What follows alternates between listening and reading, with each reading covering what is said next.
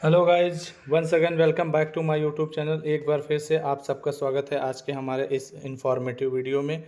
तो दोस्तों, जैसा कि आप लोगों को पता है कि आंसर की सब लोग यूट्यूब से मिला लिए हैं और हमारे भी आज हम लोगों ने एक बहुत ही सटीक और ऑथेंटिक आंसर की आप लोगों के सामने जो है यूट्यूब पे शेयर किया है। उसका लिंक डिस्क्रिप्शन बॉक्स में दे दूँगा, आप उसको देख लीजिएगा।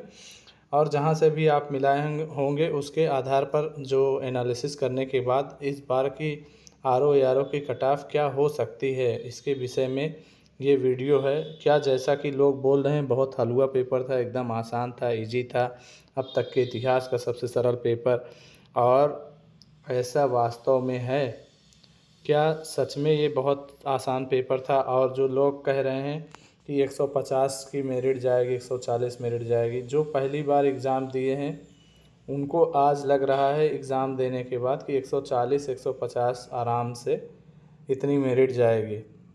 दूसरे लोग हैं वो जो कह रहे हैं कि पेपर बहुत आसान था, और तीसरे वो हैं जो तैयारी ही नहीं किए थे, तुक्का मार दिए। और कुछ परसेंट जो 20 से 25% लोग हैं वही सीरियस कैंडिडेट हैं। उसमें जो है आप देखेंगे तो पता चलेगा कि क्या कट ऑफ रह सकती है। तो कट ऑफ जो है कई फैक्टर पर डिसाइड होता है। तो आइए देखते हैं। सबसे पहले तो नंबर ऑफ़ सीट, सबसे जो पहला फैक्टर है वो नंबर ऑफ़ सीट्स है कि कितनी सीटें हैं। तो इस बार जो सीट है वो 411 है। इस बार सीटों की संख्या रही है 411, जो अब तक के सबसे ज़्यादा रही हैं, जिसमें आर की विशेष रूप से 300 प्लस सीटें जो है आर की हैं। तो ये आसानी। और दूसरी बात जो है नंबर ऑफ़ कैंडिडेट लगभग 10 लाख से अधिक थे, लेकिन जो है जब परीक्षा हुई तो केवल 42% परीक्षार्थी ही उपस्थित रहे। लगभग 4,25,000 लोग ही परीक्षा दिए हैं। तो एक और है डिफ़िकल्टी लेवल। तो इस पे हम लोग सबसे ज़्यादा बात करेंगे कि पेपर की डिफ़िकल्टी लेवल क्या थी। पेपर की डिफ़िकल्टी लेवल की बात करें तो पेपर जो है इस बार बहुत वन लाइनर, बहुत फैक्ट भरे पड़े थे। जैसे पिछली बार कथन कारण और जो है स्टेटमेंट वाला ज़्यादातर प्रश्न दिया था, जिसको मिलाने में बहुत ज़्यादा विवाद भी होता था। तो इस बार विवादित प्रश्न बहुत कम है, 1 या 2 बहुत मुश्किल से विवादित प्रश्न हैं, नहीं तो प्रश्न जो है वन लाइनर हैं। और वन लाइनर में ही सबसे ज़्यादा गलत होने की संभावना होती है, क्योंकि आप वहाँ पे एनालिसिस करने पर और कथन कारण, इसके अलावा जो है एलिमिनेशन मेथड, ये सारी मेथड आपकी काम नहीं करती है। इस वजह से जितने ज़्यादातर लोग अटेम्प्ट खूब किए हैं, क्योंकि हिंदी में सब 60 का 60 पूरा कर दिए हैं। इसी तरीके से जीएस में देखें तो कुछ लोग 125 130 तक भी किए हैं। क्यों? क्योंकि जो है लालची पेपर था, एकदम लग रहा था कि बहुत आसान है और फैक्चुअल है।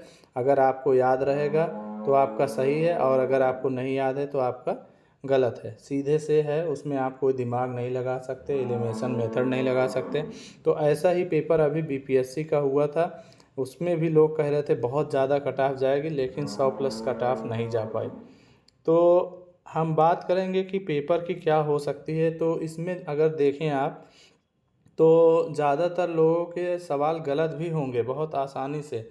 तो अगर निगेटिव मार्किंग भी है, इसके पहले अगर प्रीवियस ईयर कट ऑफ देखें तो आयोग के इतिहास में 2016 की जो पेपर था वो काफ़ी इजी था, और उसी समय जो है आयोग के इतिहास में पहली बार जो है 130 के आसपास कट ऑफ गई थी।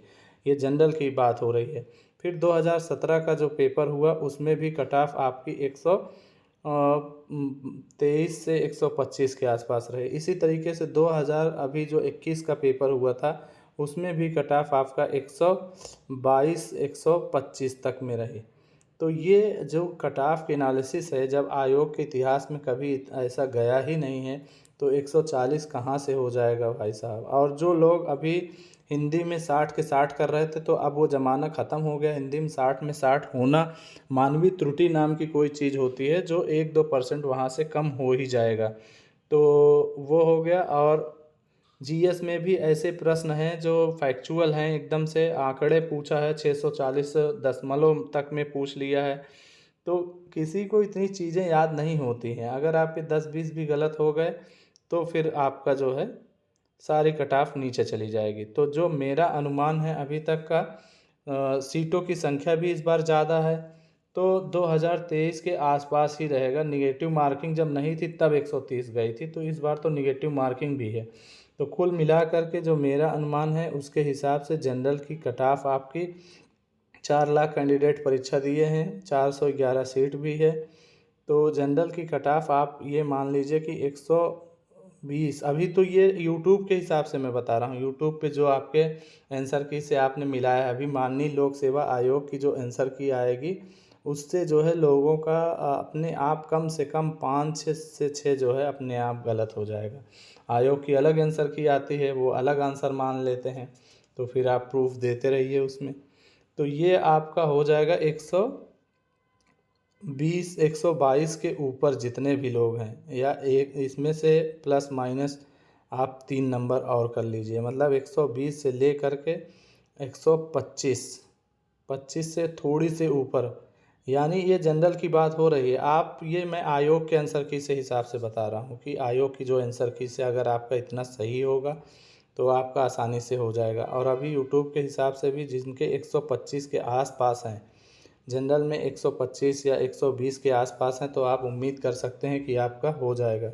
अब ओबीसी की बात करें तो ओबीसी में 125 के आसपास अगर हैं आप, 120 से लेकर के 125 में हैं, तो जनरल में आपके होने के चांस है, क्योंकि आयोग का आंसर की अभी आएगा। ओबीसी की बात करें तो ओबीसी का कट ऑफ जो है लगभग जनरल के बराबर ही रहता है, 1-2 प्रश्न कम ज़्यादा हो सकते हैं। तो आप इसका भी 122 123 मान लीजिए। और इसी तरीके से एससी का जो है, एससी का थोड़ा सा कम रहता है और वो 116-17 के आसपास रहेगा। इसी तरीके से गर्ल्स का भी आपका 118 के आसपास जितने गर्ल्स हैं उनका भी एग्ज़ाम हो जाएगा। अब ये मेरा कोई एकदम सेटअप नहीं है कि बस ये हो गया तो मैंने कह दिया तो यही रहेगा। इससे कम भी हो सकता है, 2-4 प्रश्न कम हो सकता है और 2-3 प्रश्न ज़्यादा भी हो सकते हैं। तो जो लोग 120 के आसपास हैं वो सब बॉर्डर लाइन पे हैं, अपनी तैयारी करते रहिए। अगर देखा जाए तो ज़्यादातर लोगों का वही 120 से 125 के बीच में रहता है, सबका प्रश्न यहीं पे सही हो रहा है और इसी के अनुसार जो है कट ऑफ डिसाइड होती है। 120 से 125 में से थोड़ा सा 1-2 प्रश्न कम या 1-2 प्रश्न ज़्यादा। ठीक है दोस्तों, तो ये रही आज के कट ऑफ की वीडियो। आप इसको जो देखिए और अपने जो भी सुझाव हैं वो कमेंट करके हमें बताइए। Thank you so much.